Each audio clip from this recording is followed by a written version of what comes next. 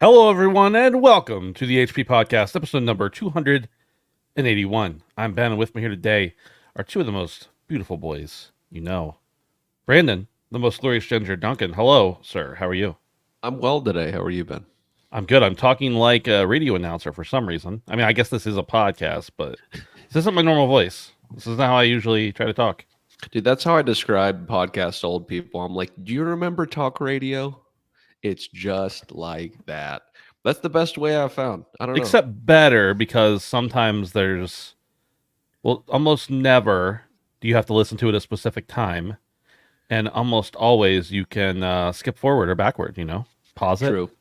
Yeah, I was gonna say there wasn't as many ads back then, but I guess that's probably not even true. That is almost definitely not true. Now you probably get, I don't know, on average podcast, 3 minutes an hour.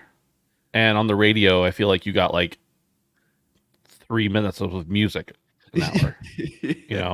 Right. It's a different time. Maybe not a better time, but it is a different time now. It is certainly a different time. I'm doing well though. Could be worse. Could be raining. Is it raining right now? Is it not raining? No. That's No, good. Yeah. That's a good Yeah. thing. Yeah. Dave, how do you feel about old timey radio? Welcome, by the way. Yeah, she. It's pretty cool, I guess. Wasn't radio like invented just for ads? Because like they'd play those like soap opera stories and people would tune in and listen, but the whole purpose of it was to get people to listen to ads. I 'Cause they mean, sponsored all the obviously radio was invented for other things, but like for entertainment purposes, it was all based on marketing a product, wasn't it? I don't know if that's true, but I guess my counter to that would be, or not really a counter, but just my other point to that would be, isn't all entertainment created to make money? Yeah, and that's kind of where it started. As we know, Yeah. entertainment today was just people crowded around a radio in like the early 1900s, and the whole point of it was for the ads, right? You got to get that decoder ring from Orphan Annie. Exactly. Right. Yeah. Except for Morse code. Was there ever ads in Morse code? Imagine you're like getting an urgent message first, A word from our sponsors. Funny we're talking about this because my power was out today, so it was a bit of a early 1900s afternoon for me. It was a planned power outage. Like we got a notice on our door That's a couple always weeks nice. ago, and my wife and I've wanted Scrabble for a really long time, and we finally got it. And we finally played it today while the power was out. And my wife, I didn't know this, but she'd never played Scrabble before. So I explained the rules to her. And in my mind, I'm thinking, I'm going to fucking destroy her. Like, this is going to be embarrassing. Fast forward to the end, she won. Yeah. So it's just how it goes. Sometimes, you don't get the right letters or whatever. So we finished playing, we tally up the scores, and she won. And I said, I was stuck with this Q for the whole game, and I kept waiting for that U so I could make like just an outrageous word. And you know what my wife says? She says, "Yeah, I was stuck with these two blank tiles." And and I'm like, "Do you know what those are?" And she's like, "Yeah, you're supposed to use them as like commas, right?" And I'm like, "No."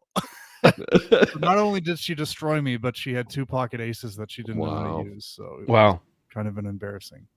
Turns out this whole time you're illiterate, and she's a genius. Yeah, dude. Really. And blame it on the RNG, Dave. Exactly. Yeah. Blame it on the RNG, dude.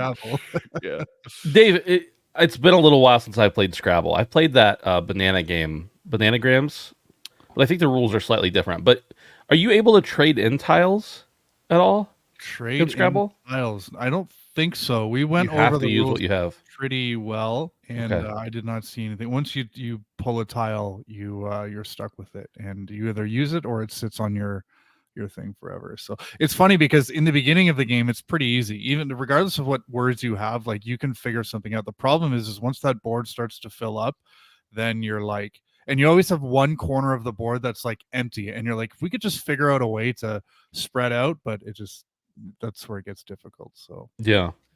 I really like board games. Now, I like, the traditional Monopoly, Scrabble, Sorry, I don't know, some other games that normies play. But I really like deeply strategic games that no one will play with me. So I just read the rules like 4 or 5 times. I buy a game for 50, $60, and then I read the rules a couple times, and then I never get to play it. And then sometimes I'll get the rules out again and read it. That's how I enjoy board games. But lately, I will tell you, I've had for like 2 years now a pretty strong hankering to just play Monopoly.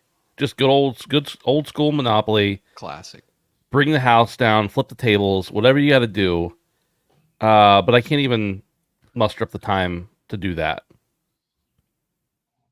You guys want to play Monopoly with me sometime? We could Dude, probably find an online version and play together. I'll Let's do it. absolutely play Monopoly with you. Ben, we played I can't remember if we played Catan, but we definitely played Ticket to Ride, which was a lot of fun. That game's kind of complex. We I did? remember playing that with you. Yeah. Really? Yeah. Okay. Yeah. Yeah, way back in the day when there was like, remember we were doing like game nights at your house for a little bit? Yeah, I do now. Okay. I didn't remember we played But- Ticket to Ride, but you're probably Back at right. the old place. Yeah, my old house. We had a Ticket to game Ride's night- like a nice entry level strategy game. That's a really, really solid one that anybody can pick it up and realize there's something more to life than sorry. Right. we had a game night a little while ago at a friend's house, and one of the games they played was this. I guess it was kind of like Clue, but it was entirely social, where it was a werewolf game, and like at the beginning of the game, cards. are One Night handed out. Werewolf. Oh, you know the game? Okay. I have it. Yeah. In the middle of the night, everybody or only the werewolves wake up and they kill one person, then everybody during the day has to figure out who. Yeah, it was Yeah. super fun, but I think some friendships were not necessarily destroyed, but damage was done because we Yeah. tried to like accuse people based on their personalities and how deceptive they were. Right. So, Right. Yeah. Dude, I love that's like some of the best part of board games though, is like the games that are played above the table. Yeah. And Yes. not like the games that are played on the table. The meta. They're called social deduction games. Dude, it's perfect. I've gotten into some legitimate heated moments with past girlfriends over games of Risk. like actual like questioning things over Risk. And I'm like, bitch, it's a game. Yeah. Benji in chat brings up the game called Secret Hitler. Terrible name, but amazing game. An amazing social deduction game where you basically you get assigned to be either, and don't take this as modern American politics descriptions, but you're either the fascist or the liberals. You're talking about Germany here, 1940s Germany. And some of you are on the fascist side, some of you are on the liberal side, but nobody really knows. And the whole point of the game is if you're the fascist, you have to try to get more conservative policies passed. And if you're the liberals, you have to try to get more liberal policies passed. And it's a whole game of figuring out who's lying, who's working together, who's not. It's really fun. It's very much like, the similar kind of game to Secret Werewolf, or no, One Night Werewolf, or any of those. But yeah, those are a lot of fun. And Secret Hitler, you're talking about like trying to figure out your friends, trying to figure out who your friends are, and if they're playing the same way in the game that they would play in real life. Right. In the social deduction and Secret Hitler, the first 2 times I ever played that game, I played at a game night at my church. And my church has like a bunch of different campuses. We have like a men's game night a couple times a year, and everybody gets together. So I like knew none of these guys, and the ones I did know, I only knew like superficially, because we all just get together and then we split up into whatever games we want to play. And that was a lot of fun because I didn't know any of them at all. So it was really just deducting based on the game. Right. But, yeah. Dude, that sounds a lot like Covert Action. You guys play that one? I've heard of it. I don't think I've played that one. Dude, that's some fire. You gotta Yeah. check that out, Ben. I think you'd like it. This is the HP Podcast. We're a show about board games, of course. I'm gaming. sure you knew that. What'd you say? I said it's gaming. It's Normally gaming. we That's don't true. open these shows with anything even remotely related to gaming, so this is a nice break. For Yes, absolutely. Man, I would love to get and because of modern technology, it's not as good as sitting around the table drinking beer with your buddies, being in the same place, spilling chips on the floor, getting mad because the dog needs to go out for the 14th time in the 2 hours you've been playing. But there's a lot of ways to play really good board games online. So maybe we should set up a community, like actual game night, like That'd be fun. board game, back to basics. Pretend like we're living in the 1900s, like Dave. Stream it. Playing Scrabble. Stream it? I don't know about that. Alex says Among Us. Among Us was great for a while, but I'm I think I'm good for now. Among Us would be a good group game for like the podcast audience, though, because you can play with a lot of people. That's something the imposter would say, Ben. Wow. Kind of sus. As I mentioned, a show about video games. We get together here every Tuesday night at 7 p.m. live on YouTube. You can check us out live. And thank you for those of you who are here right now. By the way, if you're here right now, smash that like button. You know what to do. That's just something you have to say. Like Smash that YouTubers button. now, ironically, do YouTuber things. It's like used to, you said smash that like button is like an ironic thing, and now you say it accidentally but seriously. You can also check us out. I heard someone say tickle it. the other Tickle day. it? I like that. Yeah. Tickle that like button. Caress that goddamn like button. Just Spit on those moisten- notifications. yeah, moisten those notifications. All right, show's over, boys. We're out of here. That's a wrap. You can also support us over on patreon.com/HandsOfPhantom. We appreciate you guys joining us over there. You can sign up for as little as $1 a month, which many of you sign up at a higher rate than that. There are also perks above higher as well. And if you want to just hang out with us with no money involved, go over to Discord, handsofphantom.com/Discord. You'll be ushered into our presence, greeted by the light from Dave's Canadian face, and join in on the mayhem that sometimes ensues and sometimes doesn't. But it's always a good time, either way. Boys, we don't have any molest that donate button. Excuse me, Ed. I just read that comment. Hey, I'm just going to say it. You know, If you would. this channel does have, if you're watching on my channel, on Ben is Handsome, it's also on the Handsome Phantom channel. This channel does have memberships readied, and I have a few memberships going there. I don't really know if I offer anything for. I'm sure I don't offer anything for them. But if you do that, and I know you're a listener of the HP podcast, of course that'll be thrown into the pot with the rest of the Patreon money and everything else. So appreciate that. I don't think the Handsome Phantom channel, where it's also broadcast, has that, but you never know. Anyway, we don't really have any traditional news items tonight. This last week or so has been Summer Games Fest. We had a few different showcases. Some, like the Feel Good Friends game show, I don't even know anything about that one. But there was Summer Games Fest. There was the Xbox show. There was Ubisoft Forward. So we're going to take just the night to just talk about those. There's some bigger announcements, some smaller announcements. We got some video games. We got some hardware. We got plenty of DLC as well. But first, I just want to go over and talk about our initial impressions. Just your impressions of the show overall, or if you want to break it down and say, like, this show was good, this show was not, whatever. Let's just do that at a high level first. Dave, let's start with you. And I know you're going to start out by telling us how amazing Ubisoft was, because that's just what you do. High level, I missed E3 this year.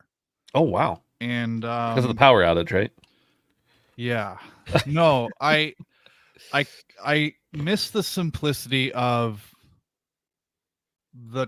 when it was E3 and it was Microsoft Showcase, Sony Showcase, Nintendo. And then after, we eventually got EA, which was good. And Ubisoft did their thing, and which was also good. But I missed like just 3 bangers back to back, and they were all good shows. And when you hold them up side by side, one Nintendo always seems shit compared to the other two. But I don't know. I just feel like it's starting to feel a little diluted. And Microsoft was amazing. Like, they hit it out of the park, and they've done that many times.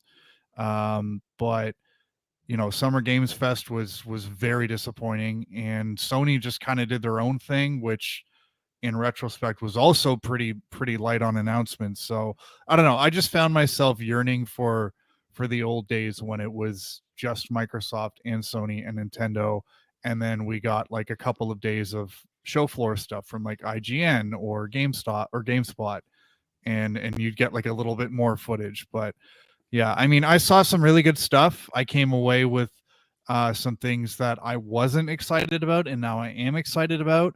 I saw some stuff that I was anticipating that after I saw it, I was like, okay, I'm a little bit worried now. So yeah, But at the end of the day, there's a lot of really cool stuff coming in the next 2 years, and it's a good time. It continues to be a good time to be a gamer, whether you're an indie gamer or you have a Nintendo or you have everything or just a PC. There's something to play for everyone, and this weekend just validated that further. So yeah, curious to hear what you guys thought, though. I was just going to say first, just to comment on what you were saying. It's interesting because Xbox had a pretty good showcase, and we'll talk about that. Summer Games Fest overall, that kind of a show that just encompassed whatever was good or whatever it could be at the show didn't really used to exist. And that was new, but it was, lackluster, whatever. Nintendo didn't have any announcements other than the other people's shows this past week.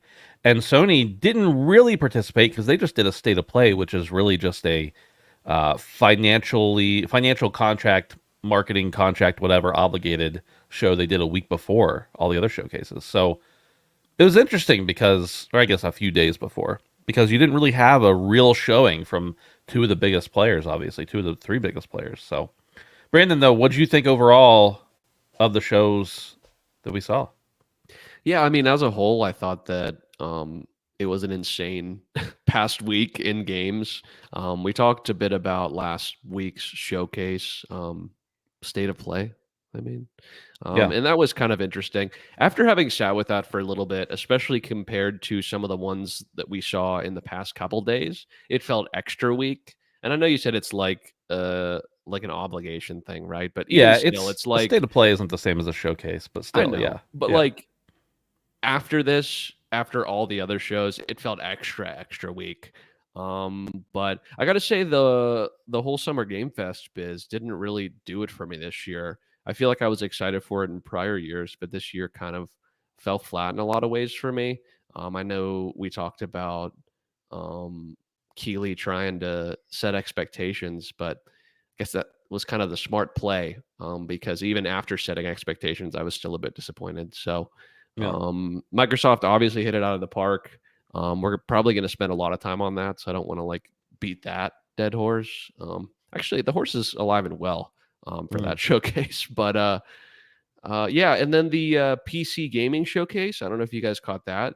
It was crazy. It was packed full of a lot of smaller titles and titles I'd never heard before. There was definitely some good shit in there. I was actually really surprised with the PC gaming showcase. Nothing necessarily jumped off the page to me. In fact, some of the things I wasn't interested in at all. But it was really full of stuff. And a lot of it did look pretty cool. So overall, yeah, just a really amazing past week in games here, and some absolutely bonkers announcements and things that I honestly didn't think were going to happen. So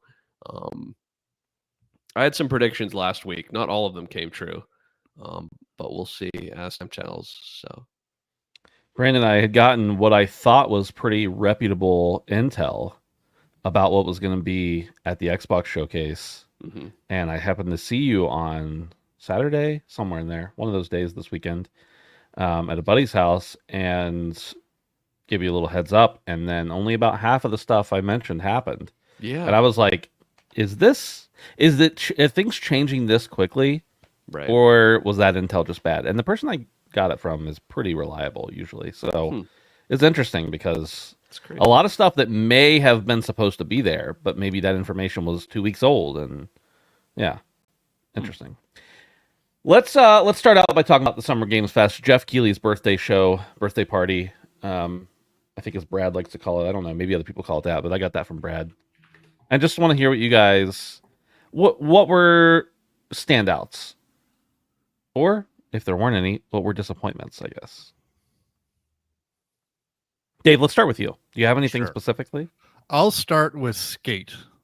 Oh. Skate was interesting. Their trailer was 4 minutes long, and the gameplay part was, I think, maybe a minute of that. Obviously, they had that lead in with that guy. I can't remember his name, the comedian.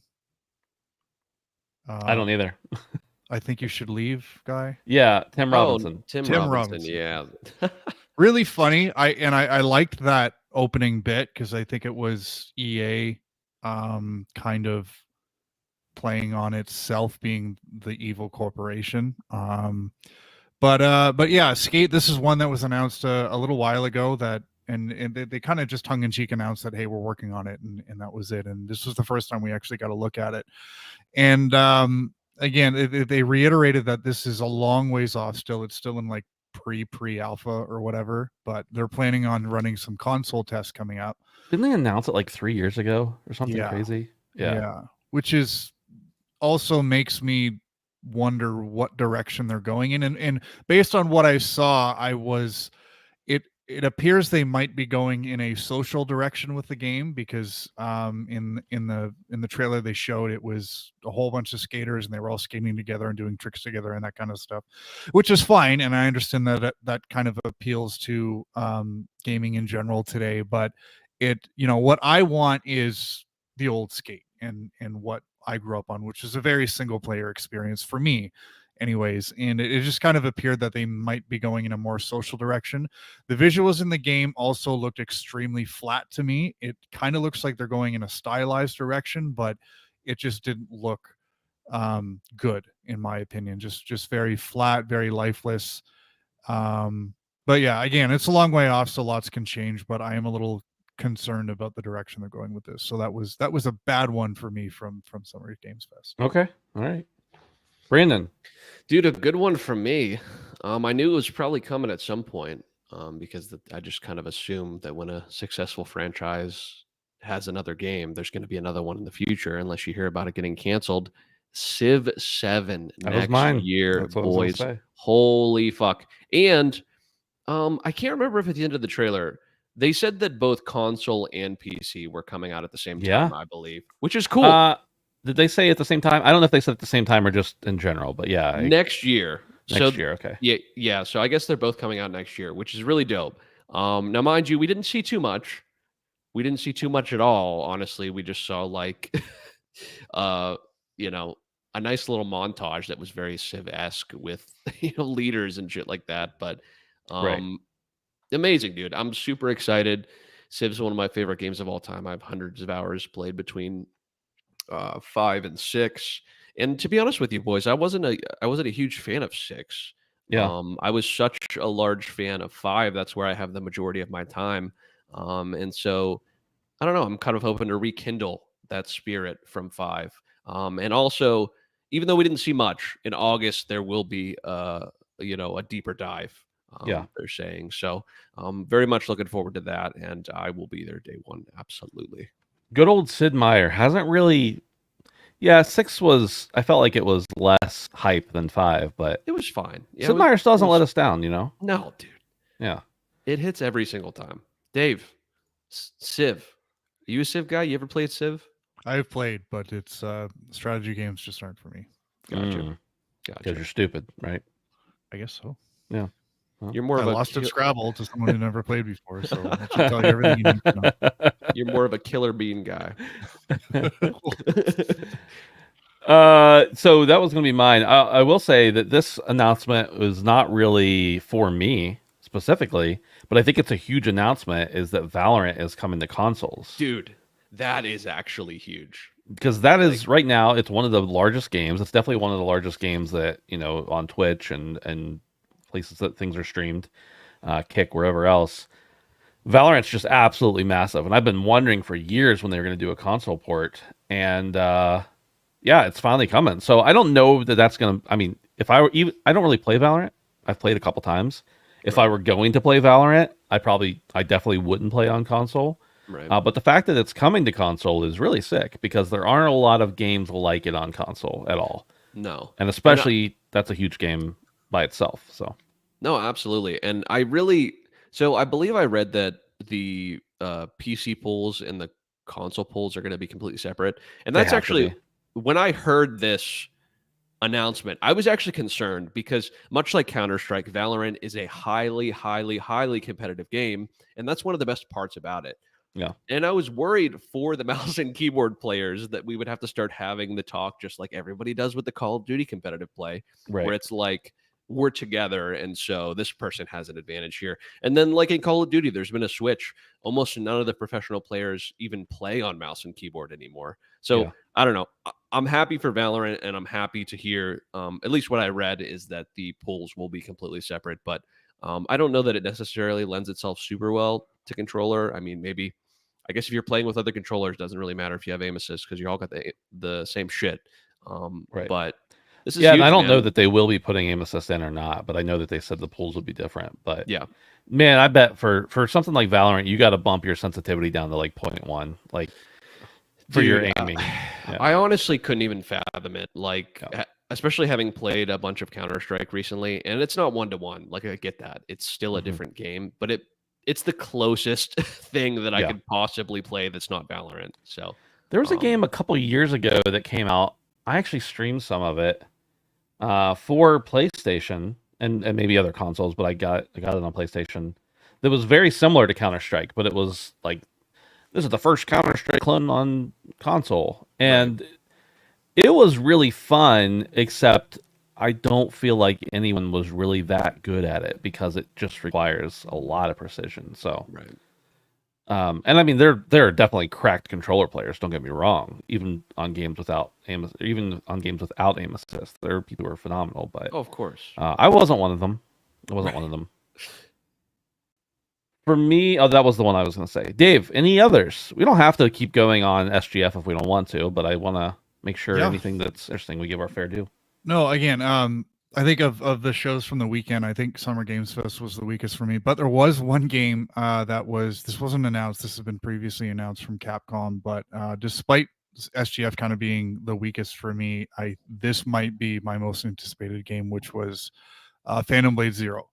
Oh, okay. Were you thinking I was going to say something It else? looks sick. I thought you were going to say Monster Hunter. Yeah. Monster Hunter. No, I mean, Monster Hunter is Monster Hunter. I mean, Yeah. that's no surprise for me. And actually, what they showed on the weekend, I thought was less impactful than what they had the previous week. So, Right. But yeah, Phantom Blade Zero, you see a game like that, and you're just like, for one, how is this a game? And two, when can I play it? Because it's one of those things when you take control of it, you're just like, this is. It felt next gen. It felt like the kind of game that we've been waiting for. We've been talking about how the PlayStation 5, Xbox Series X like we haven't felt that leap, and then you see a game like this and it's like, wow, that's crazy. So whether I'm going to be in or not really depends on if this game is Ghost of Tsushima on acid, then I'm in.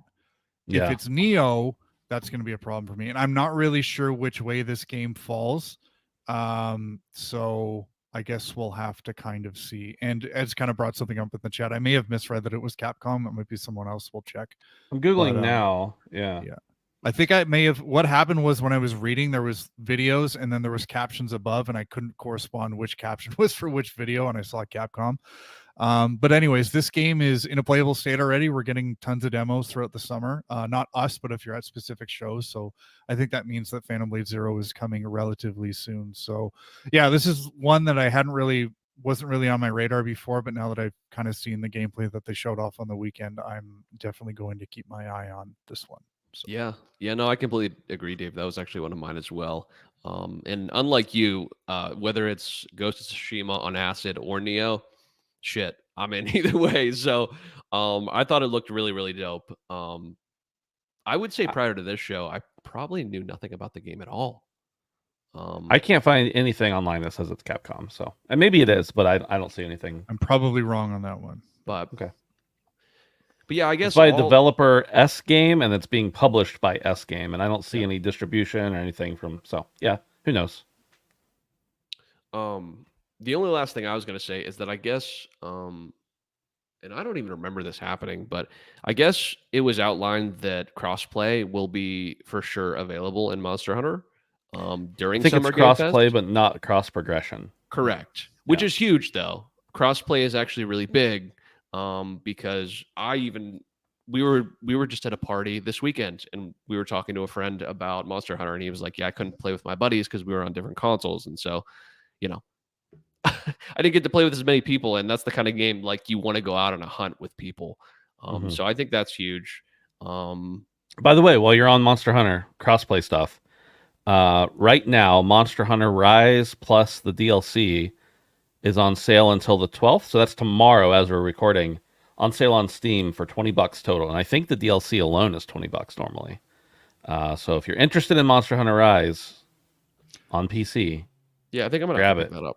Yeah. Last I checked, actually, Sunbreak was $40 Oh regular wow. price. So Okay. that is Yeah. an amazing price Yeah. for that whole bundle. Yeah. I grabbed it end of last week, and some buddies want to start playing soon. So sorry, Brandon. I think I cut you off there. You were still talking about Monster Hunter. No, dude, honestly, that was about it. I mean, no, yeah, Phantom Blade Zero was the only other thing I had for the show. So Yeah. Yeah. And there was some other decent sized stuff like Power World updates, but I it's not an guess. announcement. Whatever. Right. Power World actually still has a pretty sizable group of people playing, which is interesting. Not only on Xbox but on Steam as well. So interesting for sure. All right, boys. Well, I think now that horse is dead. We've beat it to death. Let's move on over to the Xbox showcase and talk a little bit about what we saw there. Now, you guys are pretty high on the showcase, and I think it was a great showcase too. But the interesting thing is that Dave said something along the lines of they've had lots of great showcases before, or you think he said as they've done many times, and you're right. But that's the part that worries me. I'm just worried / hopeful. I really am hopeful, but I'm also like worried that Xbox has got to bring it home. They've got to actually deliver on these games. Not only do they need to come out in a reasonable amount of time, they need to come out in a time frame where it's possible for someone who like me who, half of the games they showed I want to play, they need to put them out at a pace where I can get to them. And also, they need to be good because I was very excited for Hellblade 2. And I know many people still thought it was a good game, and that's fine. But after I saw what it wasn't what I wanted. And they're not making the game for me. That's fine. But I don't know if I'm going to play it now. Not to compare all these other games to Hellblade, but just to say, they got to land the plane. They've got an amazing takeoff. Their flight's going beautifully after this showcase. I just want them to bring it in because they've had amazing showcases in the past and just not brought down the plane with all the wings attached. They're driving Boeings or something up there. I don't know. Brandon, let's start with you though. First, what games or announcements from the Xbox showcase brought a tear to your eye? Ooh wee! I'm glad you said it in that way. And I will say that maybe the reason I'm so high on Microsoft Showcase is because within the first 5 fucking minutes, the best part of the whole goddamn showcase happened, and that was Doom Dark Ages. Yeah. Holy fuck, boys. Been a huge Doom fan forever. Talked extensively about the 2016 and Eternal, and been a fan since back in the day. And this Dark Ages really, really, really fucking did it for me, boys. I don't know about you guys, but I've watched it many, many, many times over since the first time seeing it live. I've even spread the good word to people at work who otherwise didn't even know it existed. And Nice. yeah, man, it got me rock hard. Yeah. Just fully ready to rip and tear. So yeah, man, it looks sick. We got some cool new weapons, a cool new setting. Doom guy looks super dope in his cape, his furry cape, and his studded shoulders. Dude, he's got that Skull Crusher weapon. I think looks sick. How fucking sick is that? Crushing skulls actively into ammo. You got like a nail gun. You got a shield that can be thrown like a boomerang that has razor blades on it. Yeah, man, just amazing. And even some of the monsters that were shown, kind of like not necessarily homages because they might even be the same monster, but like an iteration of that same monster. Yeah, man, and the music, of course, the music always banging in these games. So front to back, that kind of got me going. And the fucking dragon and the mech. Yeah, dude. Come on, boys. A mech and you get to ride a dragon. I don't know. It's just Eternal was great. I loved it very much. 2016 is my favorite by far of the two, even though Eternal was just a nice building block to the 2016 formula. This seems like a step in a different direction, but in a good way. So I'm super, super, super pumped. Right now, most anticipated game for next year. Yeah. Easily for me. Yeah. Absolutely. I'm starting off strong, boys. I got a bunch of things to say about this showcase, but that's definitely my like creme de la creme. Absolutely. Dave, I know you're a big fan. Or you were a fan. I know you played. I'm gonna start over. Dave, you like Doom? What'd you think? It looked great. And yeah, Brandon, I was watching with Uncle Bando on Sunday, and he, they started with Call of Duty and it was great, but the Doom really felt like the start, and Yeah. it kind of cranked everything up to 11. And awesome way to start a show. They easily could have put that at the end, but they were just like, they wanted to set the tone off the bat. And I was kind of worried that it was like, okay, they're gonna blow it all at the beginning and then it's just gonna be shit. But it wasn't. It kind of kept at that pace. But yeah, Doom looked great. I still have to play Eternal. I thought you played Eternal. No, I played 2016 on stream. Oh, okay. And I haven't played Eternal yet. So Okay. Yeah. Cool. Yeah, everything Brandon said, I agree with. Yeah. Yeah, I'm excited. I've been playing Doom since 1996. So I'm in for it. Yeah, absolutely. Dave, what's the next thing that looked good to you? Dragon Or Age. bad? I want to talk about Dragon Age. Dragon Age looked bad and then it looked really good. Okay. This was a weird one because we got a whatever the fuck that was on Sunday. And I went through a roller coaster of emotions because I love Dragon Age. I still have feelings for BioWare. And I missed the memo on them changing the name of this game. Yeah. So what they showed was cartoony. It had a different name and it was releasing this fall. So my first thought was, is this a spin-off that is this it looks like a hero shooter? And that's not an original thought. Like everybody was saying that on Twitter. It's just like, what is this? Anyways, fast forward to today and they released what they should have shown on Sunday. And again, I'm really not sure why they didn't. I have a theory that, because that game isn't on basic Game Pass, it's an EA BioWare game. You need Ultimate and EA Play to play that game. That it didn't really fit in with what Microsoft was showing. So my theory is they said to EA, like, you can have 1 minute to show something, and maybe BioWare thought, you know what, let's advertise for the actual reveal, which you need a 10-20 minute thing to really show off what we're doing with this game. Anyways, it looks fantastic. The gameplay is it's I liked Inquisition better than the original games, and I know that's kind of a hot take. That's a hot take, yeah.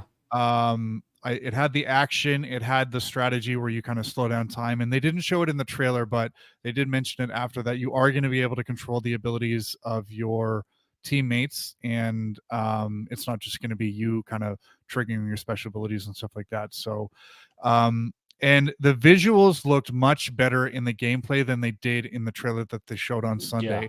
And it reminded me a lot of Andromeda because they had a similar sort of softer, cartoony look to them in Andromeda. And I'm just starting to wonder if this is BioWare's new style of art direction and character design. And again, it looked bad in the trailer on Sunday, but it looked perfectly fine and actually really, really good in the trailer they showed today. So yeah, this is coming this year, which is awesome. I can't wait to play this at 15 FPS on my Series S. But it's this might be my most anticipated game coming out for the rest of this year. And there's a lot coming in the second half of this year. There's a lot. But this is a big one for me because I'm a Dragon Age shill. So yeah, BioWare's back, baby. I'm declaring it now. Nice. I hope you're right. BioWare, they're not they're not even the same people they used to be. But what a behemoth BioWare was up until Anthem, and hopefully they can come back. For me, I'm gonna go a little off the grid here for a minute. Age of Mythology Retold. Really? We knew this was coming. This is not a new announcement. We didn't even get to see like a lot of deep stuff in systems. This is a pure nostalgia bait one for me because I was into Age of Mythology, Age of Empires, of course, as well, back in the day. And what was that? Probably when I was in high school, I guess the original came out. And just to see it at their showcase was really cool because this is a game they could have easily not done that with and not elaborated on at all and just put it out. And it probably still would have sold decently well. It's on Game Pass, whatever. But to occupy a little bit of space in the showcase that was pretty dang good. And this game looks really it looks great. Like the visuals are updated. I don't know what they're doing. Otherwise, I haven't seen any kind of deep dives or anything. But if this is just a better looking version of what we had in the early 2000s for Age of Mythology, I'm here for it. So that's mine. That's my first one. Actually, Doom was going to be my first one, but I knew Brandon would want to talk about it, so I gave it to him. Thanks, man. Brandon, back to you. Yeah, dude. So something I was surprised about, and I think this might have been a world premiere. I'm pretty sure it was. South of Midnight. Mm. I thought They revealed South of Midnight before, but not gameplay or anything. okay. The gameplay was super cool. And even though the stream looked super compressed, I looked up some stuff afterwards. I actually want to watch the trailer again to see if I don't stream it, if I just like watch it on YouTube, if it will look less compressed. But man, this game looked cool. I love the art direction. I love like the southern aesthetic, with the accents and the giant catfish. It's just very charming. I didn't get a great feel for the gameplay. Obviously, They there showed was very little. Yeah. yeah, there was like some gliding around, and the boss kind of folded instantly. It almost seemed like a boss interaction, but and I know they had to save time, right? But then they like destroyed the boss in like 2 seconds. So I didn't get a huge feel for like the type of game it was. It almost gave me like this is kind of a stretch, but like the third person view, like almost like a God of War type of style where you're like you're navigating through like a story, but it's still like an action game a little bit. That's kind of what I got. But the gliding and everything looks super cool. And just visually, I thought this game looked really stunning. As far as the art direction went, I don't know if you guys had any feelings for it, but I thought it looked pretty sick. I personally, I don't know I don't know what I think of it. I think it looks like it's going to be at least a solid game from the aesthetic, but there's something that's off-putting and also endearing about the art style to me. And like it's not, it looks like it's low FPS, right? But it's made to look that way. I'm Right. trying to think of what the term for that is. Into the Spider-Verse or whatever the first Spider-Verse movie was had a similar thing, but it had it more steadily. So I'm like curious what happens when you're just gliding around all smooth, in 60 FPS or whatever around the character, but the art is moving at a different pace. That's just a nitpick. That's not going to affect the game, in my opinion. I think that's definitely just an art style decision, but I think it looks cool, but I don't know what it is still. And I know we saw that little bit of gameplay Right. there. And sure, yeah, I talked about this yesterday on a podcast that I was on, but I think that the fact that the you're in third person, but the character is far in front of you, I think that's cool because all the third person games we get in the last few years are like up close and personal. You're basically Right. breathing down the character's neck, and I think it's cool to be able to see the character out a little bit forward from you. So I'm interested, but I definitely don't know what I'm interested in at this point. Right. No, I definitely agree with you. It's kind of hard to tell what it is, but I kind of like the vibes it's got going. Yeah. Davey, any thoughts on South of Midnight?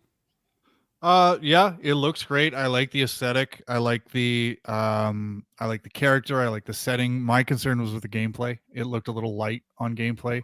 But again, as you mentioned there, they didn't really show off much. So I want to see more from this. This is a great reason to have Game Pass. Yeah. This is a Game Pass game. So yeah, I want to see more. Dave, your next pick. Back to you. How many more are you giving me here, Ben?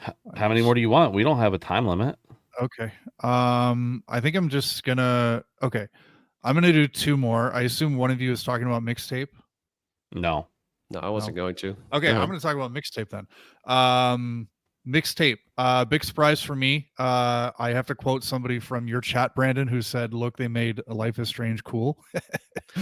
But yeah, this is a game where I'm really interested in the story, and I'm really interested in just putting on a really good set of headphones, which won't work with my Xbox, and just listening to this game, because this game seems to be one of those games that's really centered around its soundtrack, which is very 80s themed. And I didn't grow up in the 80s. I don't have any emotional attachment to this music or this time frame, but I'm interested in it, and it looks like it's going to be cool. It looks like it's going to be endearing, and it looks like it's going to be interesting.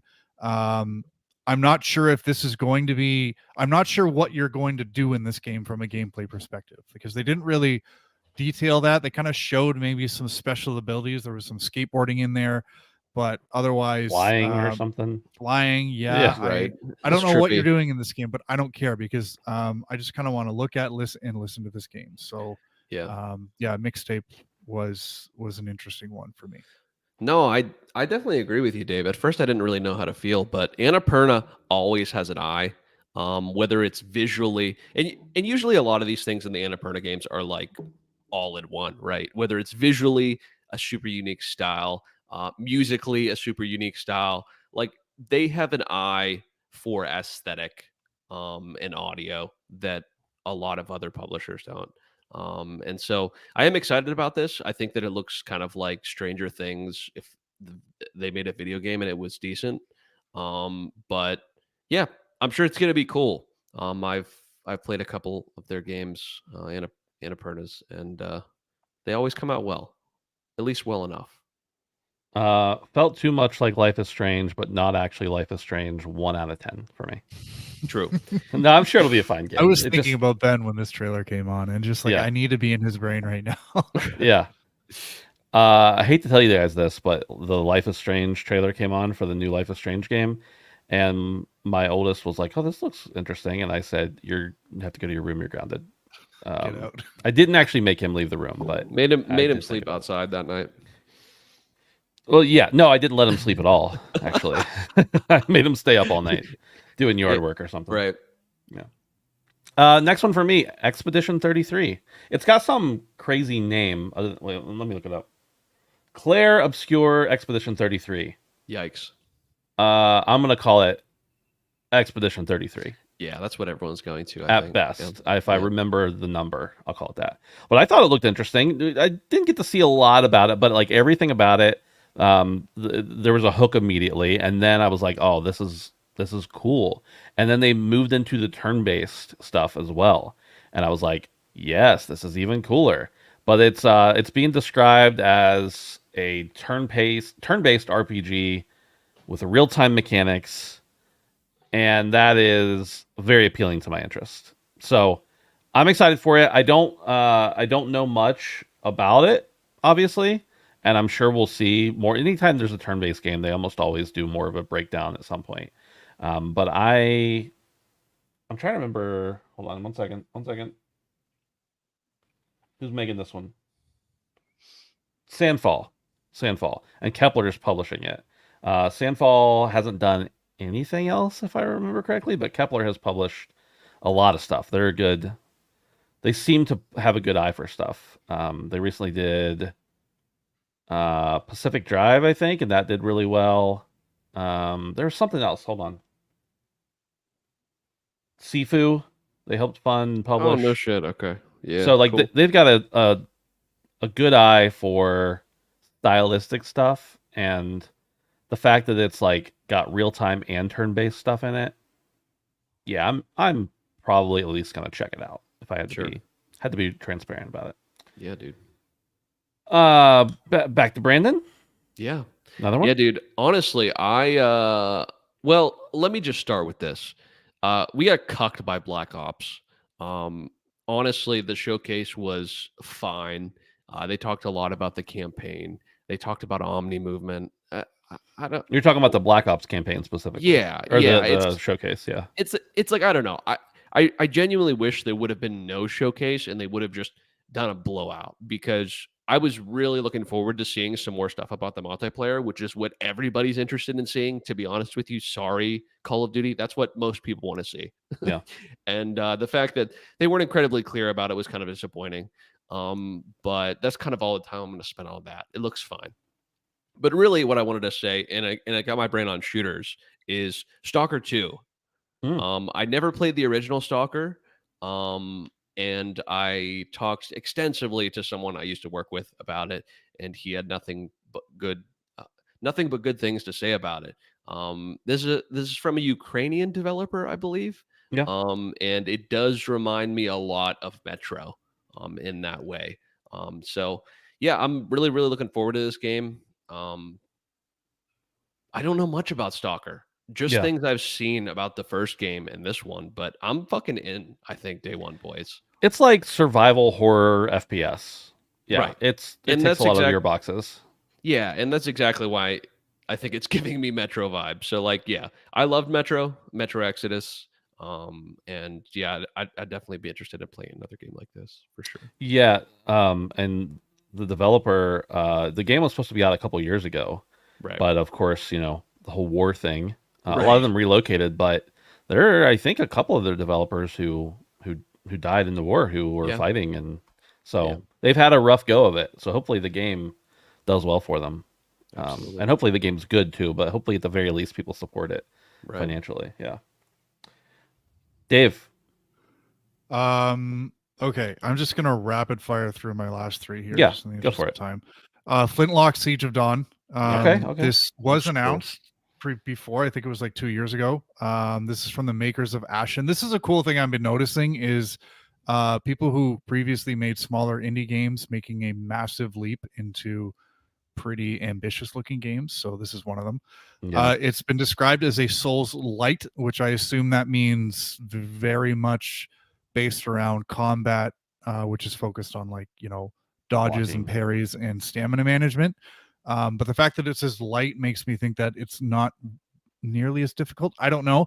Anyways, it looked cool. I have something about flintlock pistols that are just cool, and the fact that you're kind of dual wielding a flintlock pistol and like a smaller sort of melee weapon, and it looks like it's being used in the same way that like the blunderbuss or whatever was being used in Bloodborne, where you would kind of use that to stagger or parry and then kind of go in for some melee attacks. But then you throw in like this DMC-esque acrobatics, and it's a really good looking game. And yeah, this is one I want to play, and it's coming next month. So Flintlock That's Siege of Dawn looks crazy, really bro. cool. Winter Burrow, the mouse Mm. game, gave me super cozy Valheim vibes. It's like a survival crafting game. Has a really nice hand-drawn aesthetic to it, and this game is probably going to make me cry. So yeah, Winter Burrow is what I'm looking forward to. And then the big one, Gears of War E-Day. This was at the end of the show. I don't know if we knew this was coming, but we knew it was coming. And after we got Doom at the beginning, it seemed pretty clear that this is going to end out the show. And it did. A little disappointed we didn't get any gameplay. A little disappointed that this is further off than I would have hoped, because I feel like this before the show, I thought Gears of War would have fit in perfectly in 2025. But now I'm a little bit more confident that Microsoft has more of a lineup than I gave them credit for, especially with Doom. But yeah, we're getting a prequel, which makes me a little nervous because I thought the Coalition was doing a pretty good job with the new story arc, and I know a lot of people disagree with that. But the reason why I'm a little more concerned is because they released some details after this trailer came out, and they kind of described that they were looking to reinvent the experience that you have with the Locust, and they wanted it to seem like even the an encounter with the lowliest Locust sentry was like a scary and very dangerous and difficult encounter. And it kind of reminded me of going from like Resident Evil 4 to Resident Evil 7, where it's like, you're not just mowing down zombies, but you're actually like it's a lot more difficult to even take on one. But I don't know. They also said some intriguing things. Emergence Day, just in general, from a narrative perspective, is a pretty cool thing to base a game around. Apparently, they're going to touch on like the origin of the Lancer and how like a chainsaw got on the end of that gun, which is really cool. You get to play as a young Marcus Phoenix alongside Dominic. So some stuff to be really excited about, but I'm also nervous that this is going to be a little bit ambitious, and being in the middle of replaying through the original trilogy, Gears of War is fun. It's a fun game. It's a fun arcadey style shooter, and if they go too far into the kind of scary realistic survival direction, then they might kind of take away from what made Gears of War so good. So be interesting to see what direction they're actually going with this, but yeah, that was E-Day for me. It also looked great to me. But the thing that was the most exciting about Gears of War was that after the show, Jeff Keighley tweeted out, and I'm just going to read this exactly. The Great Gears of War piece was a CG from Blur Studio using in-game assets from UE5. And then he goes on to talk about more about Gears of War. He actually got a community note saying, although CG is broad and encompassing term, the usage of such term here without further detail is slightly in bad faith. And I don't know that Jeff had bad intentions, but Guy Welch, who is the marketing, what is he? Xbox marketing director, specifically over Xbox or over Gears of War and Halo, tweeted at him basically saying, glad you liked it. Blur developed the trailer hand in hand with our team using Unreal Engine 5. The trailer is developed with in-game models, textures, environments, and props that players will see in the final game. So basically saying this wasn't a pre-rendered cutscene. It is, but it's really not. But I've had a little bit of interaction with Guy in the past. I was working on a project regarding beer, actually, and we were talking about Gears. This is all in the past, and it's not going to happen now because, brewery caught fire, whole thing. But we were talking about Gears as a possibility and some other stuff, and just talking. That's all. And he was like, "Have you played all the Gears games?" I'm like, I played the first 3, really liked them. I started 4, I didn't finish it, and I haven't played 5. And he was like, "All right, what's your address?" And I was like, So I gave him my address, and he sent me like the collector's editions of 4 and 5, which I still never played. But nice guy though, nice guy for sure. I do love the first 3 Gears games, and I specifically remember absolutely adoring Gears 1, both the campaign and all the multiplayer, and Gears 2 with my buddies. And but so I'm excited. I need to actually do the series justice and play all 5 of them and honor Guy by playing number 4 and 5 for sure. I know exactly where those are, but I don't think I don't know if I can play them on my Xbox One at this point. I don't think I can do that. I gotta bump it up a little bit. Anyway, all that to say, I just thought it was funny that Jeff got a community note just because he didn't didn't code it right. He basically said CG, and Guy was like, "No, it wasn't CG." For me, I got 2. I'll rapid fire through here. Indiana Jones. Yes. I'm really interested to see what happens with Indiana Jones. I'm excited about it because we got a little more story, we got a little more gameplay, we got some, new hype. We see, this mild-mannered professor going out there and kicking some ass. It's Indiana Jones. I love Indiana Jones. But at the same time, the whips look cool, the going over canyons with the whip and everything, that looks cool. But there's like a point where Indy lands and like you see the arms go up in like a very stiff way, and I was like, I don't know about that. If the animation is going to be a little jank, it's going to be weird. But I'm excited for it nonetheless. I'm going to play it. I'll be there day 1 for Indy for sure. Yeah, absolutely, dude. I have confidence in Machine though. Honestly, especially after Wolfenstein, I have full confidence in Machine. So yeah. And then the other one's Fable. I've been a long time Fable lover. I love the first 3. Yes, 3 was a good game, even if you idiots out there can't figure it out and you don't know it yet. It wasn't as good as Fable 1 and 2, but I love Fable 3. And I was a little worried when I saw the original, the first Fable trailer that we saw. Well, we saw just like the teaser, and then the next year we saw like a small little trailer, and this time we saw a lot more. Obviously, still not a lot of gameplay or anything, but it is interesting. It does have a good tone to it. I'm sure they're going to hit that tone, and I'm excited because Playground makes quality stuff. They've never made anything like Fable before, but I have no doubt. I have little doubt in their efforts to make a game good. And Fable, I think it's going to have a way different tone. You're probably not going to be. Maybe you'll be farting and belching. I don't know. I remember in the first Fable game, or maybe it was the second one, you could like dress up. If you were the male character, you could dress up in a dress and people would run away from you and scream. Don't think we'll be seeing that anymore, most likely. And maybe that's for better or for worse. I don't know. It's just, and I noticed, I'm just going to come out and talk about it. The character got a lot of criticism for being ugly. She looks great. And in this new one, they gave her a little more definition. She looks great. Like it's the same character very clearly, but like you can see the face better. You can see more of a person in it than a piece of bad art, in my opinion. So I'm not worried about it. I think it's going to be at the very least fun, at the high end good. That's what I'm hoping for, at least. Yeah, I'm hoping to break into the series here. Honestly, Yeah, Brandon, you should play all 3 of them before the end of the year, and not anything else at all. oh my god, Can we let him sub that in for Red Dead? No, it's not long enough. He Fable made 1, 2, and 3. I'll do it. I'll do it instead Fable of Red 1, Dead. 2, and 3. I'd Let be me more see. interested to hear him talk about Fable than talk about a game he's already Hold on. finished. We might But be I've doing already- this. nearly finished. I just restarted Red Dead again though too. Are you kidding me? Dude, look at what I've been playing, bro. Hold on. I got to look. We're looking Are you at 26. How long to beat? Yeah. Okay. Fable. I'm gonna guess about 10 hours each on average.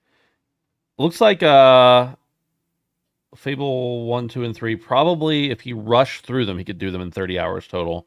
More likely, main story for all 3 of them, about 12 to 14 apiece. Let's let him get through what he's been playing, and then we'll talk about it. Yeah. We're going a little long. I hope that's okay with you guys, but I don't really have anything to talk about with Ubisoft Conference or with PC Gaming, but I want both of you to be able to talk about them if you like. Dave, let's start off with you. I know you mentioned in the Discord there were a couple things that were interesting to you. How'd you feel? Sure. I think the Ubisoft they came out and said they said exactly what they were going to show. They were going to show Outlaws, Assassin's Creed, and a little bit of X-Defiant, and then everything else was just updates. I don't think that show needed to be an hour, but it's fine. Star Wars Outlaws, I came into the show kind of lukewarm on this game. I was thinking, this is just going to be a Ubisoft open world game, which I like in a Star Wars in the Star Wars universe. So I had my concerns, but I think if they can pack this game with 4 to 5 planets with small to medium sized open worlds that are interesting and fun to explore, I think they have a game that I want to buy in August. Yeah. The biggest reason why is I was just watching the girl, I can't remember her name, drive around on her speeder, and I was just like, this if there's like cool stuff here and there, I want to do this. I want to go from Mos Eisley to out into the desert and look for all the secrets and do that on a few other different planets that are mildly interesting. And Dude, imagine having vehicles in an open world space game. That's crazy. Yeah. It is insane. Yeah, man. Truly And then insane. the space combat, I mean, that immediately people saw that and were like, this already looks better than Starfield, and it doesn't take much, but yeah, the combat looked good. The one thing that was a little concerning to me was the infiltration gameplay looked very Ubisoft basic, where it was like you activate like your eagle sight to see through the walls and see all the enemies, and then you can use like your tools to like silently take out an enemy from behind a barrier or from a small distance. And that was like, if you're underpowered to a point where you should be using stealth, then that's going to be lame. But if the combat is fun enough where you can kind of mix in the two like you have been in the RPG Assassin's Creed games, then I think that's okay. So overall, I came out of the Ubisoft show more excited for Outlaws than I was at the coming into it. So Nice. I don't know if I'm day one yet, but I'm thinking about it. It's a game I think I might want to platinum, but we'll see. Thoughts from you guys on Outlaws, if any? I think it looks cool. I'm not 100% sold on it yet, but it's a Star Wars game. That alone is like 60% of the battle for me. And you know what? It's been a little while since I played an open world checkbox game, especially one from Ubisoft. And I like those from time to time. They're not I don't want to go to them all the time. I don't want to play Far Cry every year. I don't need to play Assassin's Creed for 100 hours every time they put one out. But, from time to time, I'm going to play it. And the Star Wars thing, that's probably enough to get me over the edge. So I'll probably be in on it. Honestly, there's a couple Ubisoft games I want to play. It might be worth just picking up a Ubisoft subscription for a couple months and just powering through them, depending on the timing of them all, of everything. So, Brandon, what about you? Yeah, I mean, as far as the Ubisoft show goes, No, I meant specifically with Outlaws. Sorry, I was going to let Dave finish up his thoughts. Oh no, real quick. yeah, you're good. You don't care, I know. I probably am not going to get it. Yeah, I don't really have any interest in that at all. So, Yeah. I played a little bit of another Star Wars game that everyone loved. the fuck's that one called with the ginger Survivor? ginger bitch? Jedi Survivor, Yeah, the guy yeah, from Shameless. yeah. So I don't know. We'll see. Maybe if it's amazing, but even that, I tried that game. I didn't really like it either. Is his So. name Ginger Bitch in real life? Yeah, from I Shameless. only hey. The You most can't glorious say Ginger that. Bitch? You can't say that. I can say that. You don't have the That is card, our Dave. word. Oh man. Dave, anything else that you wanted to mention from either that show or the PC gaming show? Yeah, Assassin's Creed Shadow. A couple things here. I'm happy to see that they have appeared to have beefed up the combat half of this game. And what I mean by that is Valhalla and Odyssey were very spam your specials kind of game, dodge, spam your specials, and it wasn't fun. It didn't feel impactful. But with Shadows, it looks like they've zoomed the camera in a little bit, and they've made the samurai seem a little bit more tanky than Ghost of Tsushima. And this game is going to get nothing but comparisons to that, and it's not going to be as good. I'll say it right here. Yeah. But I'm glad to see that it appears as though as they've spent some time trying to add some depth to the combat in this game, which I think Assassin's Creed really needed. On the flip side, it appears as they've once again given almost no attention to parkour traversal in the traditional Assassin's Creed Light. And I've kind of just let the ship sail on that. I know that that's not the point of these games anymore. Maybe I'm wrong, but I didn't really see anything in the trailers other than the Shinobi kind of doing some infiltration stuff, running along rooftops, but not to the extent that it was in Mirage. If you want traditional Assassin's Creed parkour and traversal, Assassin's Creed Mirage is what you need, and you can play that on iPhone and iPad now. So if you like wrist cramps and 30 FPS, then there you go. The one part about this game that I'm really curious to see how it plays out is from a narrative perspective, how they're going to integrate Abstergo and the Knights Templar into feudal Japan. This game takes place about 60 years after Assassin's Creed Revelations. So from a proximity standpoint, this is actually really close. And I love the way that Assassin's Creed games kind of connect to each other, because they do in such an indirect way. So I really hope they find some way to like reference Ezio or reference the Templars or whatever it may be. So yeah, some good, some bad, and some questions on Shadows for me. Nice. Brandon, go. Yeah, I mean, honestly, I kind of felt about the same as Dave did about all of it. Definitely not as I'm definitely more flaccid about all of it, but I thought it looked cool. I thought that the Assassin's Creed showing was actually pretty interesting. For Mirage, I jumped in with a month of Ubisoft to at least try it, and I would imagine I'd do the same thing. I don't know if I would stick with it, but that's the good thing is I could just pop in and pop out. I would love for an Assassin's Creed game to kind of grab me again. And who knows? I really like the Japanese setting. It's going to be hard because I've said it before. Like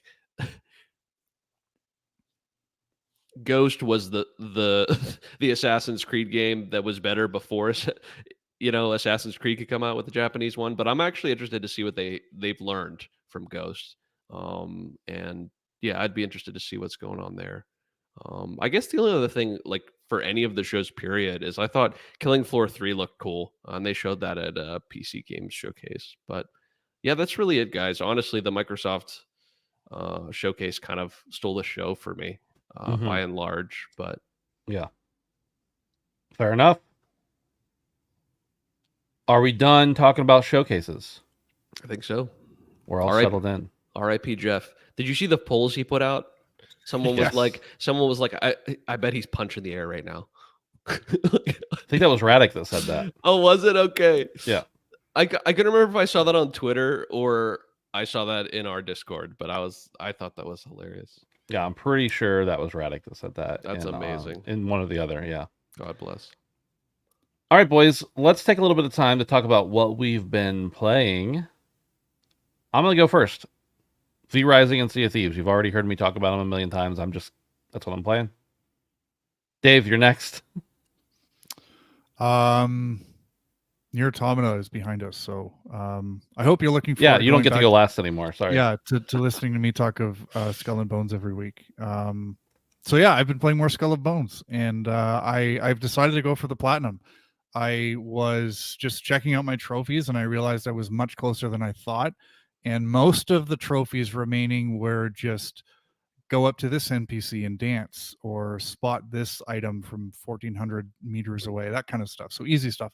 There is one extremely grindy trophy that I'm curious. I'm hoping this can start a conversation about really grindy trophies that you guys have suffered through. And this one is I need to harvest 10,000 pieces of jute, which is just a resource in the game. And 10,000 is a lot in this game. And there's a farming route you can take. It takes probably about 10 minutes, and you can get, I think, like 200 to 300 pieces. So do the math. It's going to take a while. It's definitely not the grindiest trophy out there, but considering about 65 to 70% of the trophies in this game were unlocked just by playing through the campaign, and then the rest were a couple of multiplayer trophies and then some silly ones, and then you just have this one ridiculously grindy one. So yeah, I don't know. Any thoughts for you guys on trophies you suffered through just for a platinum? Yeah, mine was probably Dark Souls 3. There is the Steps of and Orlando. There's Silver Knights that will spawn a certain currency for a certain faction, and even though you can increase your chances by putting on certain talismans or popping certain consumables, it's a fairly low chance that either one of these kind of difficult enemies will drop the currency. So I remember grinding for hours and hours and hours and hours those steps. So that was definitely by far, I would say, my most grindy trophy. Absolutely. I don't really do grindy trophies. I don't, dude. Except for Ghostwire, wasn't that kind of a grind? Yeah. It wasn't a grind. It was just there was a lot of stuff. I guess you could call that a grind, but I didn't. It was that I beat the game, and then after, like, the next 30 hours, I just spent doing all this stuff for the trophies, but it wasn't one particular trophy or anything. It was just like, okay, I got to go over here and do this. I got to hit these 5 things. So I guess you could say that was a grind, but I just kept playing that because I had nothing else to play, and I really love the game and the atmosphere. Fair enough. But normally, like, if there's a specific trophy that's like, collect 1 billion of these, you know, I'm not probably going to go for that. Right. Now, this isn't a trophy, or I guess it could be. It is an achievement. There's a lot of stuff in Sea of Thieves that, like, you have to collect, like, a ton of it, and I guess a lot of those are grindy because I've got almost 4,000 hours in the game and don't have all of them. But I'm not out grinding for those specific things. I'm just playing the game. Ben trying to gaslight that grind is a state of mind. Maybe. No, but like, I'm trying to think, like, Dave, if I saw I gotta get 10,000 whatever of those things, unless I just really wanted to keep playing that game and needed something to do, I probably wouldn't grind it. I'd just play the game naturally and get it naturally, whatever. If I'm done playing the game, like if I'm like you, where I'm like, I beat it, I like it, but I'm kind of okay with being done with it, then I probably wouldn't keep going after it. Right. But Sailor in the chat brings up Black Cloud Wreckers. That's specifically one of the harder fish to catch.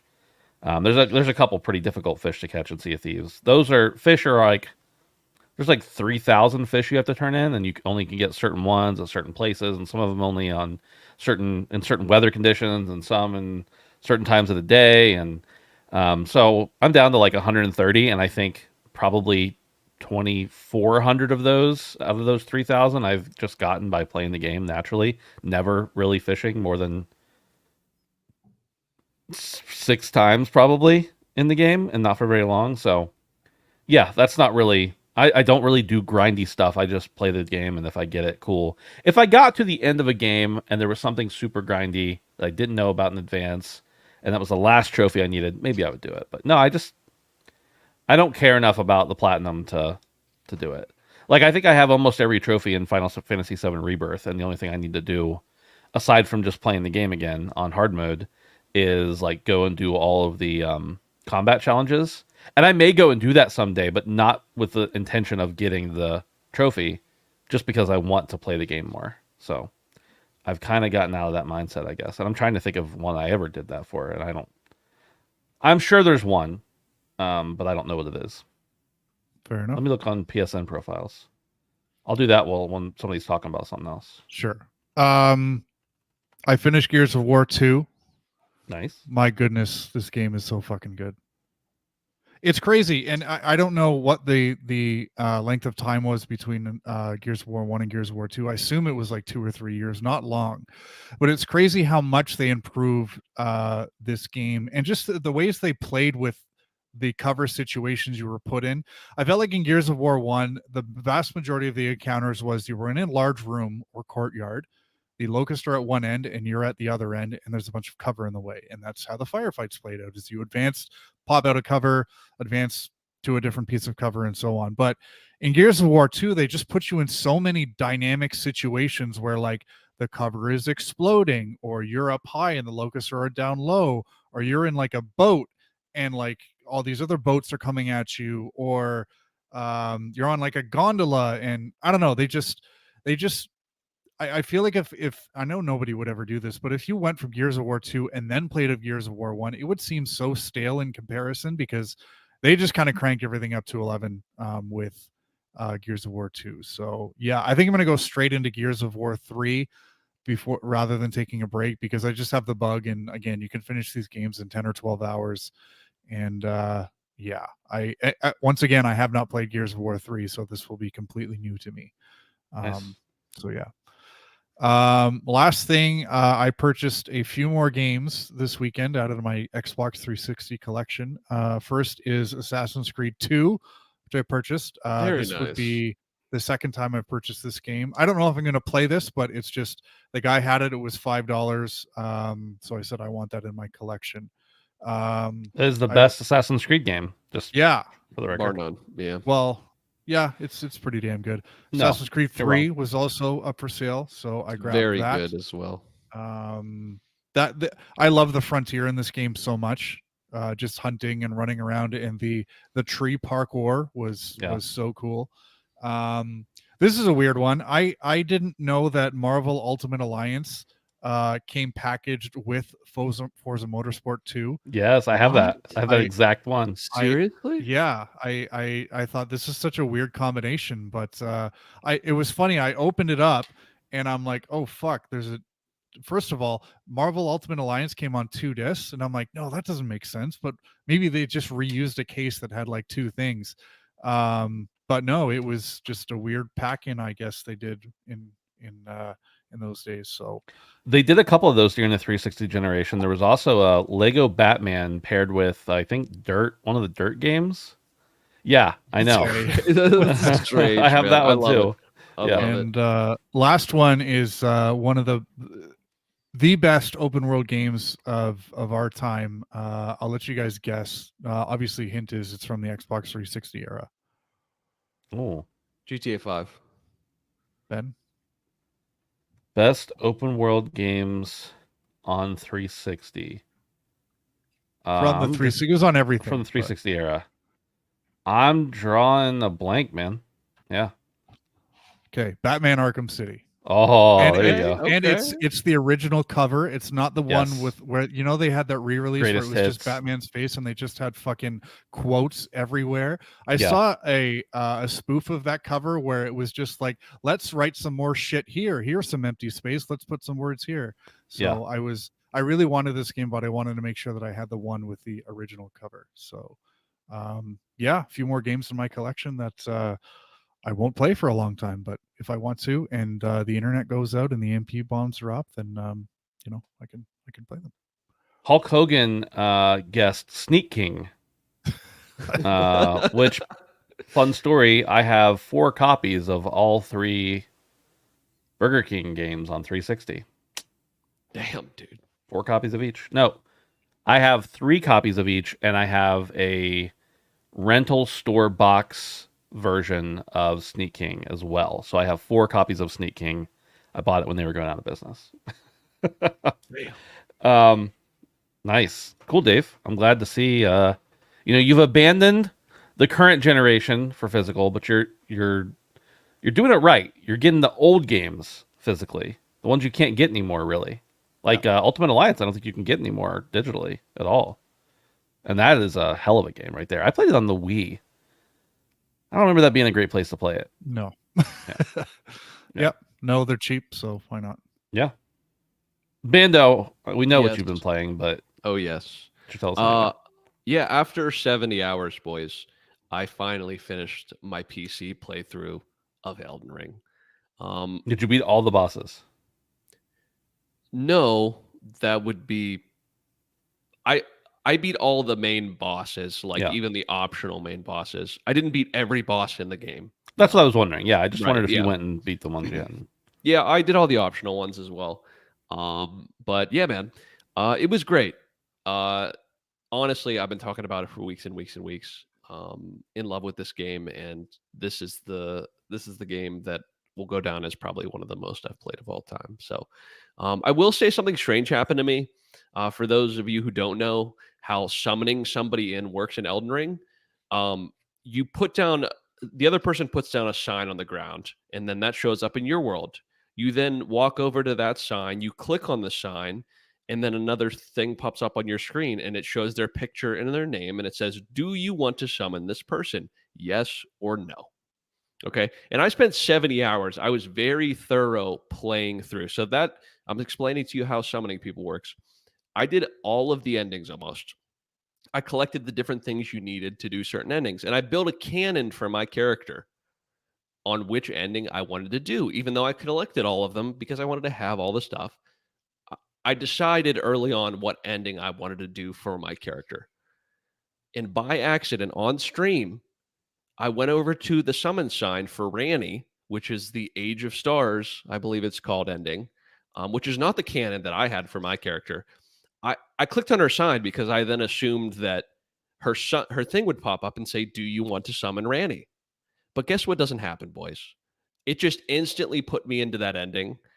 And then I'm like, fuck, fuck, fuck. I tried to close my game and I was pressing escape. And what that did is it didn't close my game or pull up the menu. It just skipped the cutscene, which has my character in it, and it went straight to the credits. No. So not only did I pick the wrong ending, I missed my character being in the cutscene. And I was on stream and I was very angry. I ended the stream and I went for a walk. I literally I ended the stream and I went for like a 45-minute walk after that. So kind of frustrating. It is what it is. I actually wanted that ending for another character I just started, but that's fine. It is what it is. I still beat the game. It didn't take away from the journey. I just had like a very strange ending to the whole thing. Yeah. So yeah, it was great, boys. But we got over it. I went for a walk and I felt better. So last and certainly not least, I did start Red Dead Redemption 2 again. I'd picked up on the save that I had previously started earlier in the year. I gotta say, the first night I played it back, I played a little bit on stream, and I was having no fun at all. Like I was genuinely having. I think it's because I went from Stellar Blade and Elden Ring, which is like such fast pace, like I don't want to say responsive, but it's almost like it's a different, yeah, and it's a different pace of game. The first night I got back on Red Dead, I was like, I know this game's great, and I've loved this game before, but this game is so fucking slow. I'm losing my mind. And I can thankfully say at this point, that having played it another night now, I am starting to get back into it a little bit. So, you know, I never wanted to take anything away from this game. It was more of a problem with me than with the game itself, but I'm happy to report that I have started back up on that. I only got about 6 months left, but I think we can manage that before the end of the year. So that's it. So I guess that brings us to the question that Dave brought up earlier. Do you want to swap out Red Dead for something else? And we get to pick what it is, just so you know. I mean, I feel like I've already started it again. You started it again once before and you were dreading it. So I just want to make sure. I got to stick to my guns here. I'm not changing. I agree. I'm not gonna whip out, and I feel like anything you would choose for me, with very little exception, would be a longer experience. Like I feel like yeah. Red Dead, like even if I'm mainlining it, is still a pretty large ask, even with main stuff. So What's I'll the just fastest you can beat Red Dead in? I wonder. isn't it like 30 or 40 hours minimum? I hope it's longer. Let's see. Time to beat. I'm surprised you're not taking this opportunity after seeing how well this went for me last year, Brandon. The whole 50 and a swapping in. half hours is Yeah, the main that's- story average. That's what I'm saying. And I just spent 70 hours on Elden Ring. So, I mean, Yeah. No, let's just remind you, Brandon, that I chose it. I know. DLC for Elden Ring is coming out very shortly. I know. And realistically, how long are you going to be playing that game? You don't have to answer me now, but just think about it. Red Dead or Elden Ring? No, because when Elden Ring DLC I would love some comes Red out, Dead at DLC.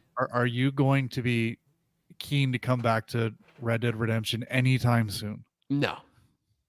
Just keep that in mind. You know, No. I mean, there's no guarantee that we'll allow a substitution later. So with that, we'll probably end the show. What's the sub? What's the sub, Ben? Well, the idea that was thrown around is all three Fable games, with the caveat that I think I would have to throw in that you have to stream all three of them completely. I have to stream all three. Yeah, and also I don't think Fable 2 is easily accessible on PC.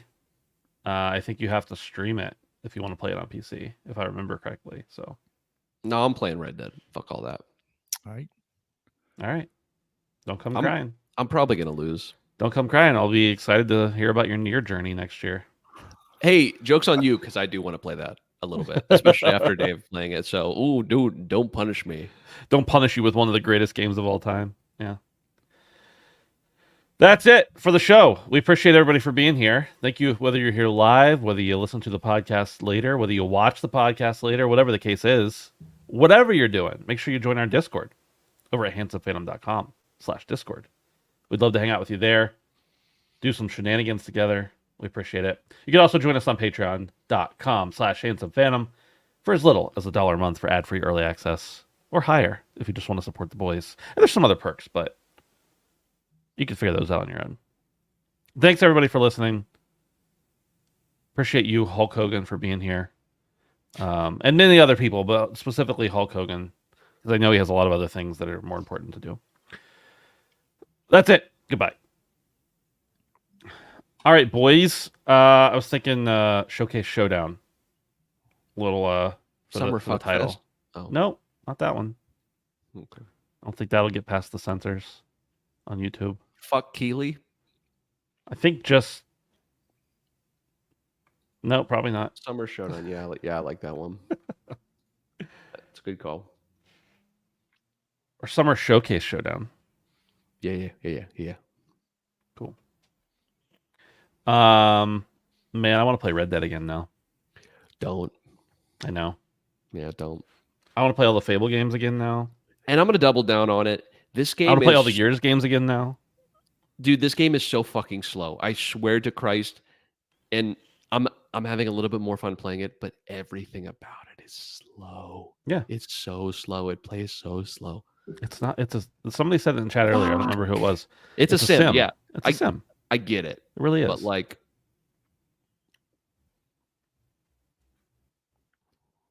I'm not a cowboy. I guess played not it right for now. 10 hours. And couldn't not get with in. that attitude, you're not. Dude, but the thing is though, is I loved Red Dead 1 so much. I think I liked it more because it was more simple. I think that's why I like it more. I mean, I'm not encouraging you to mainline it, but you don't have to do all the extra shit, right? Oh no, I'll get distracted. 0% chance I'm doing that.